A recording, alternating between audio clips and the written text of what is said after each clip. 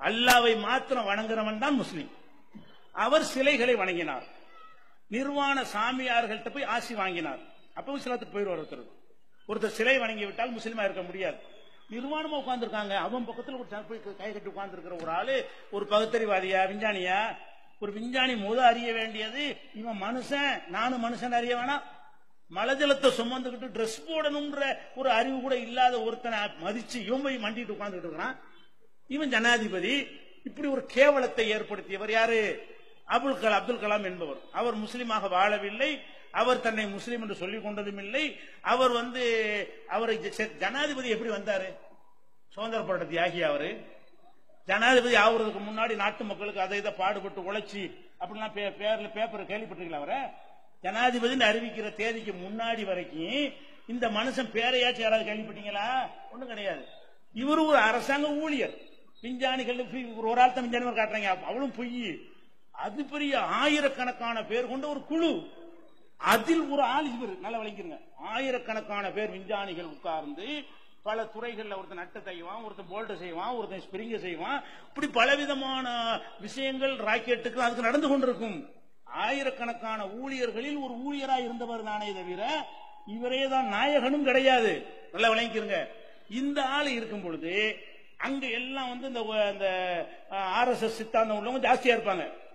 அவங்களுடைய பழைய பிள்ளை என்ன பண்ணிட்டாருன்னு கேட்டா, இவர் அப்படியே அவங்க மாதிரி ஆகி சாமி கும்பிடுறது, அது மாதிரியா நடந்துக்கிறது, அந்த மாதிரி சாமிகள்கிட்ட ஆசீர்வாதம் இப்படிலாம் நடந்த உடனே வாஜ்பாயிட்ட போய் சொல்றாங்க, நம்ம நினைக்கிற மாதிரி ஒருத்தன் சிக்கி இருக்கிறான், ஒரு பாயி.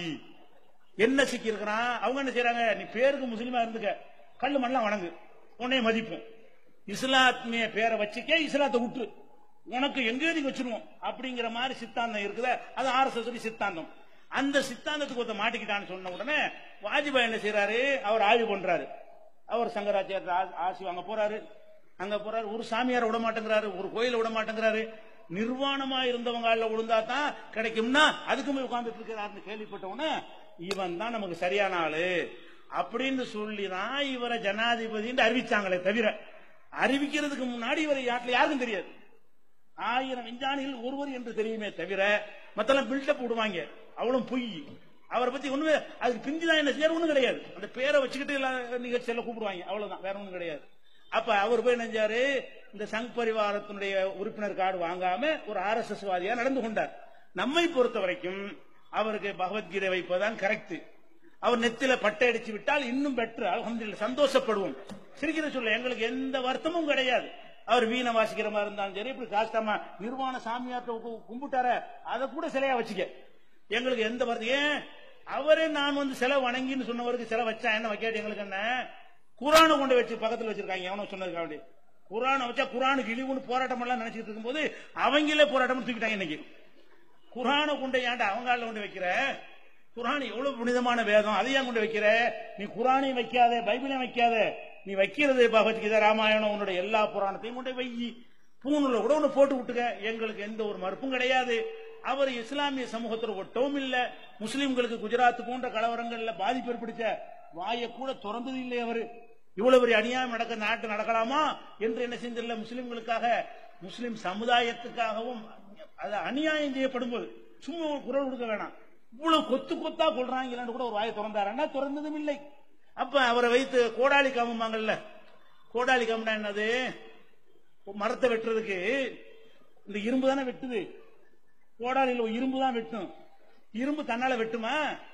இரும்புக்கு மரம் துணை செய்யணும்.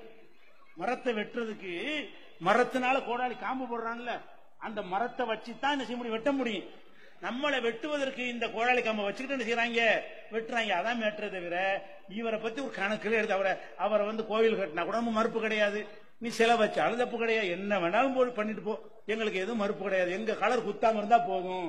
நம்ம ஆளுக்கு விளங்காம இஸ்லாம் இயக்கம் நடத்துறோங்கிற பேர்ல வந்துகிட்டு எப்படி பகவத்கீதை வைக்கலாம்? என்னடா பகவத்கீதை? அவன் யார் அவனுக்கு 5 தொழுகையாளி? அவரு அப்துல் கலாம் அல்லாஹ் வணங்கினவரா? அப்ப என்னத்துக்காக வேண்டி அவரை பேரை தமிழ் மதம் மாறி போய்விட்டார். ஏன் அவரை சொந்தம் கொண்டாடுறீங்க? ஏன் கலவரத்தை உண்டாக்க பாக்குறீங்க? போய் சேர்ந்தவரை விட்டுட்டு போங்களேன்.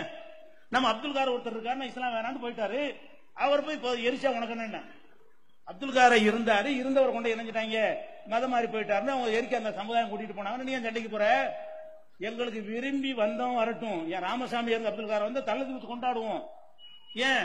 இந்த கொள்கைக்காகத்தான். அதனால அப்துல் கலாமை பொறுத்த வரைக்கும் இதுக்கு போட்டு கதரா கட்டி விட்டாங்க, கோயில் கட்டி விட்டாங்கன்னா அது கட்டமே ரெண்டு செய்வாங்க. அவருக்கு ஏற்றதானே செய்யறாங்க. அவர் எதை விரும்பினாரே எப்படி நடந்தார் அதுதானே செய்யறாங்க. அவருக்கு ஏற்றதை செய்யும் பொழுது அப்படி பஞ்சாயத்து ஆகிட்டு இருக்கிறீங்க. இந்த கண்டுக்கிறவே செய்யாது, அது ஒரு மேற்றாவே எடுத்துக்கிறாதீங்க. அதான் தௌஹீத் நிலைப்பாடு.